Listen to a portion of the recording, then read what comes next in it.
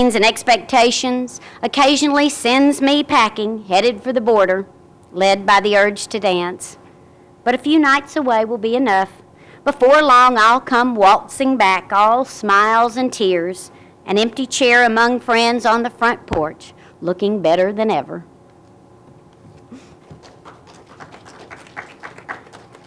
Well, let me just read two or three. I want to, these poems, and I must tell you, if you do a book, you write the poems, and maybe for a year you gather them, and then you submit them to a contest, and they're gone 4 or 5 months, and then it's about 9 months to 12 months to publish a book. And so the poems which are in here are older by the time they come out in the book. So I thought I'd read just 2 or 3 of my newer ones. This is the other one that appeared in Texas Observer. It's called Math Lesson.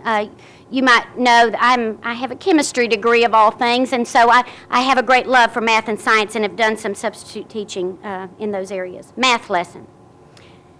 Counting by twos, we get to 46, and I stop.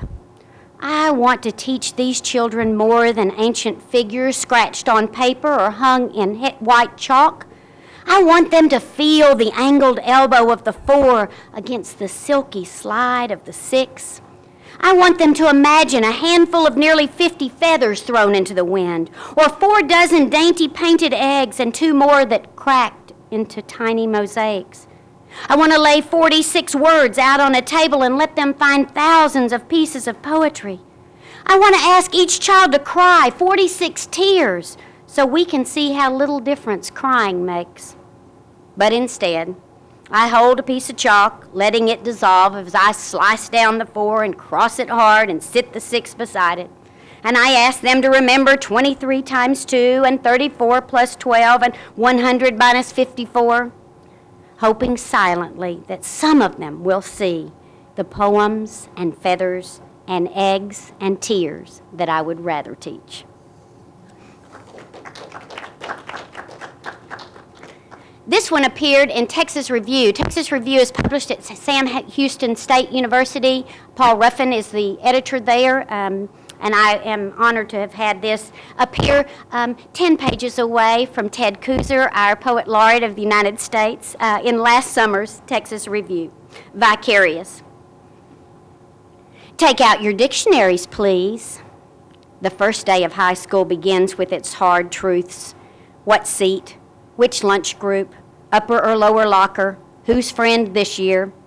Flipping to the front of the student version of Webster's definitions to sign his name in the grid of those who have suffered before him in British Lit, he finds an unexpected gift. Inside the cover, the last in a lineage of forgotten scholars, is royalty. The slim initials of last year's valedictorian, a goddess whose procession down the hallway was a feast for adolescent eyes. Here, right here in his book. Leaning over, he imagines he smells her perfume, that she speaks his name like poetry as he writes it crudely beneath her cheerful script. The gods have smiled. It is only the first day of school, and already he longs to learn this year's vocabulary words. Amorous, vicarious, ecstasy. And I'll close this. I do want to play you one poem from the CD, but let me close with this. This is a poem that is an older poem, but I hope reminds you of the wonderful thing you do as you write. It's called What Is It We Do? What is it that we do when tablet and pen in hand we curl in corners, or wander by the lake, or stare past walls and windows? When others talk of trades and acquisitions, promotions and bonuses, even children and challenges, and all we can think about are the slips of phrase coming like snowflakes, needing to be caught and tasted or traced onto a page, because for as long as we can remember we have been this way, hearing cadence in conversation, seeing metaphor in moments, knowing our lives are beautiful unwritten poems, and we, like children swept outside by the joy of an unexpected snow, are compelled to write them.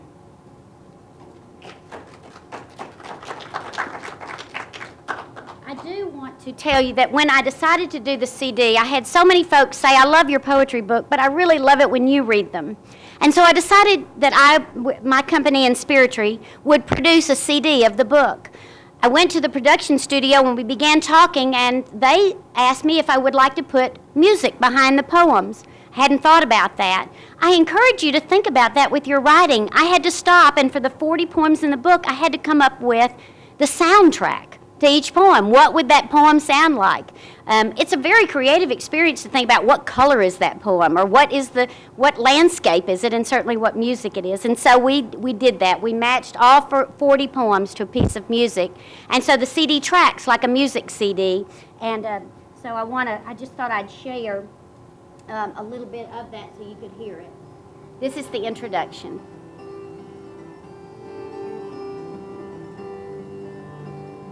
Walk down Great House Road, and you'll see with an observant eye everything you never noticed before.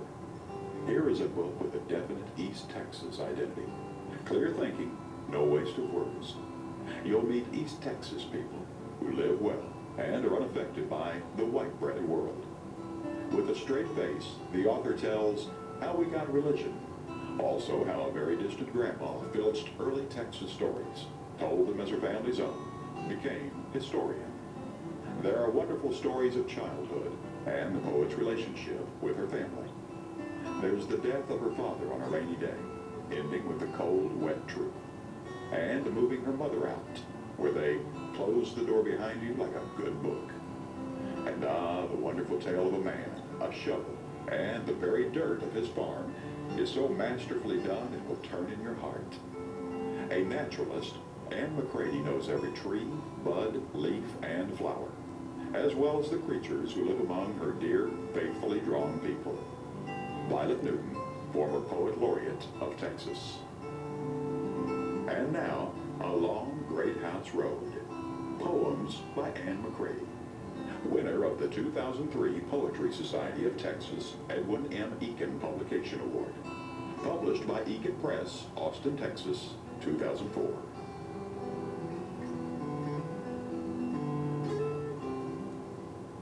Along Great House Road, for Michael and all those who have shared their Texas heritage with me, and Beverly, whose ear first heard my voice.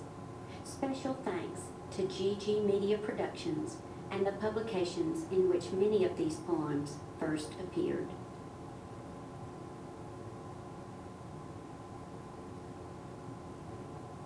Part 1, Evidence of Grace. I'll let you just hear this first one. Circumstances. Caught between the crests of ancient loblolly pines, the East Texas sky is a patch of unexpected news, a snatch of blue dress on a departing lover. Farther west, past the escarpment that runs like a bony spine from the Red River Valley to the South Texas lowlands, the sky spreads wide, a clean sheet snapped high overhead and held taut by the constant scrub brush wind. Out there, the limitless horizon makes the world bigger and the human condition substantial. But here, where we cannot watch the weather, preparing for hours before it finally arrives, here our view is smaller. Things can change in a heartbeat, and the evidence of grace under the revival tent of pine spires is holy.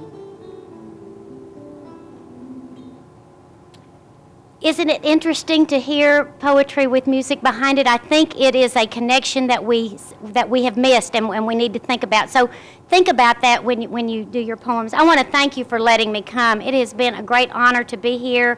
I hope that I have encouraged you to think about new things that you haven't written about, because that's always what we poets want to do for each other. And I just appreciate Leona and her support of poetry in Texas. Thank you very much.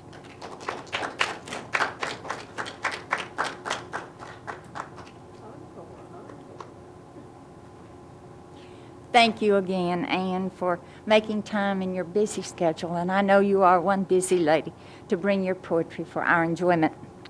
And I know that Anne has brought a few books, and I'm sure she would be delighted to autograph for you. We're going to take a short break. When we come back, we're going to do our usual round robin. Before we go to break, I'm pleased to announce that our guest for March is twofold. Presenting the art and sound of haiku will be Drs. Marvin Hirsch of Frisco and Dr. Stan Richardson of Dallas. And you won't want to miss this outstanding combination because Stan plays the Japanese flute in accompaniment to Dr. Marvin's Hirsch's poetry, and it is awesome to hear. As you know, this program has been taped for televising on Cable One's local public access channel 30 and will be available on each Monday evenings at 7 p.m. That's after this Monday, because I'll be in editing Monday. So after that, we have three televisings of our show. And for those of you in our viewing audience, if you have any questions regarding mention of the societies, poets, or books, please use the contact information listed on the screen before and after the program. Thank you and good writing.